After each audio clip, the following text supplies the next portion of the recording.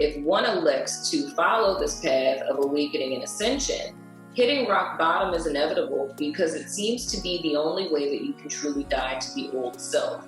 As long as you have an incentive to exist as your false self, there's no incentive to rip it off. That is a signifier or a catalyst, if you will, of your awakening.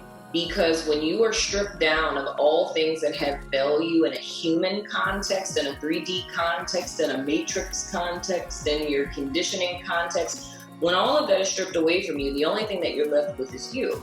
And that's the moment for all humans where it's make or break. It's either you're going to completely give in and descend to the darkness, or those who on a soul essence start to tap in and say, I need to fight, I need to be courageous, I need to move forward. Those are the people who begin this awakening path, right? So when you have the strength to take that leap, that's a testament of one's character, that's a testament of your inner power. And when you tap into such a frequency, there is no going back from that. When you realize that you're at that crossroads or that catalyst of life, and you realize that everything that you ever thought mattered doesn't really matter, that's not what's important, the things that you spent so much time on are no longer important, that puts you on the cusp of true awakening. Because one literally has to be willing to die to themselves, to die to the old life, to die to the matrix, to die to societal conditioning. All of these things fall away when we're at rock bottom in order for you to even get a glimmer of who it is that you really are.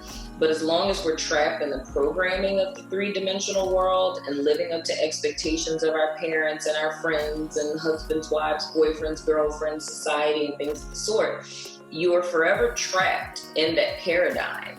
Because the only thing that ever gives a human being an incentive to ever think that there's something more than they've been told that they are, to think that there's something more than they've been conditioned to believe that they are, is when you come to a point when you have no other distractions, you have nothing else, and you're at that lowest of low. And it's literally how the wheat is separated from the chaff, if you will.